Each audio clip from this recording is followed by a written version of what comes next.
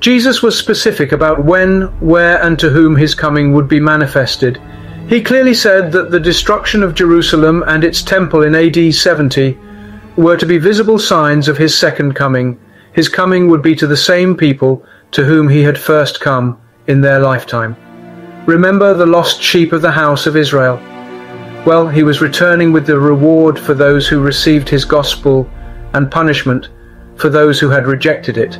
He even went further to state that some of these very people would not taste death until they saw him coming into his kingdom. Jesus never promised to return in a manner in which he himself would be visible to the natural eye. While his coming would have visible manifestations, Christ himself, now being spirit, would not be visible to the natural eye. In the Old Testament, Jesus' Father came to Israel several times, but never in a manner that he himself was seen. The scripture tells us that the Father is invisible and cannot be seen by man. The representations we have in the scripture of the Father as an old man with white hair sitting on a throne are from visions of the prophets. We need to understand that visions, especially those depicting the spirit realm, are highly symbolic. We must be guided by Jesus' declaration, "No man has seen God at any time." Jesus had said he was returning in the glory of his Father, which says to me that his second coming would be similar to the ancient comings of his Father. After his ascension into heaven, Jesus shed his human form to be fully in the glory of his Father, fully spirit, as his Father is. Thus, verses in the scriptures that speak of every eye seeing the Lord are to be understood as seeing phenomena manifesting in the natural realm, or to a spiritual experience, such as the Apostle Paul had on the road to Damascus. In that encounter, Jesus came to Paul. Paul heard Jesus' voice, but saw only a bright light. He never saw Jesus in a tangible form. Paul's companions heard sounds and saw a light, but understood nothing. Because of its spiritual nature, Jesus' coming would be perceived only by his disciples, to whom he promised to manifest both himself and the presence of his Father, while at the same time being hidden from the world. Jesus' kingdom was to be established in the hearts of his disciples. The New Jerusalem was never to be a physical city with a physical temple. Remember, he said that the kingdom does not come by observing with the natural eye, for the kingdom is Christ within. Those who were the enemies of Christ, the Jewish leaders and unbelieving Israel, would experience the coming of Christ in the form of retribution at the hands of their own brethren, in the slaughter that occurred during the civil war leading up to the destruction of Israel, as well as perishing at the hands of the Roman armies and the fiery destruction of Jerusalem. Christ's second coming completed all of God's promises made in the Sinai covenant to Israel. The Sinai covenant, of which Moses was the mediator, became known as the Old Covenant after the institution of the Spirit covenant, otherwise called the New Covenant. Did you know that the second coming, new heaven and earth, and resurrection are all Sinai covenant promises recorded in the writings of Moses and the Old Testament prophets? God had to bring these promises to pass before he ended the Sinai covenant. God ended the Sinai covenant at the destruction of its most prominent symbol, the temple at Jerusalem. This brought to an end the old world and ushered in a new world in which we are now living.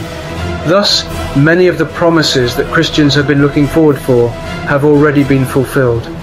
Christians today have been taught to look forward for the soon, future, visible coming of Christ. Hymns, movies, Bible studies, gospel songs, choruses, creeds and articles of faith all speak of Christ coming soon.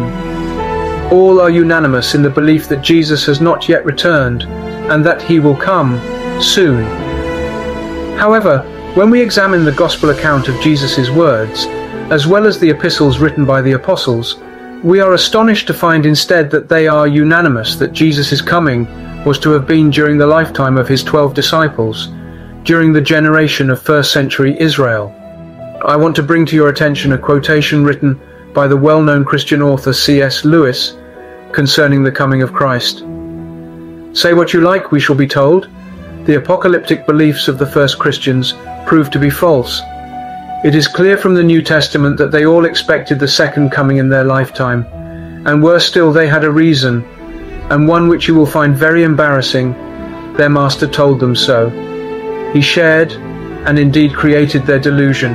He said in so many words, "This generation will not pass until all these things are done." And he was wrong. He clearly knew no more about the end of the world than anyone else. It is certainly the most embarrassing verse in the Bible. C.S. Lewis, The World's Last Night, 1960. C.S. Lewis puts the matter bluntly to us. If we believe that the second coming has not yet happened, we by default believe that Jesus and his apostles were wrong. Lewis states what every Bible seminary student should know. It is clear from the New Testament that the first Christians all expected the second coming in their lifetime. The Son of God was adamant that this generation shall not pass away till all be fulfilled. Jesus clearly said his second coming and the fulfillment of all Sinai, Old Covenant prophecies and promises would be brought to pass in a specific generation. What generation was that? Jesus said that he would have to suffer many things and be rejected of this generation. According to Jesus, that generation was the one that rejected him and caused his suffering. That generation was Israel of the 1st century AD. They were responsible for the rejection and murder of their Messiah and for the persecution of his apostles and prophets. Anyone reading the Gospels chapter by chapter should see this clearly. A true and honest reading of the Gospels in context reveals that Christ taught and his disciples believed that his second coming was to happen in their lifetime. We are faced with a dilemma. Was Jesus wrong about his soon coming? After all, 2,000 years later is no longer soon. If it is true that Jesus was wrong, then it makes no sense even believing in him, much less looking for a second coming. However, be assured, that is not my belief. Like the disciples, I fully believe Jesus' words. I fully believe he intended to return during their lifetime, and I also believe that he did.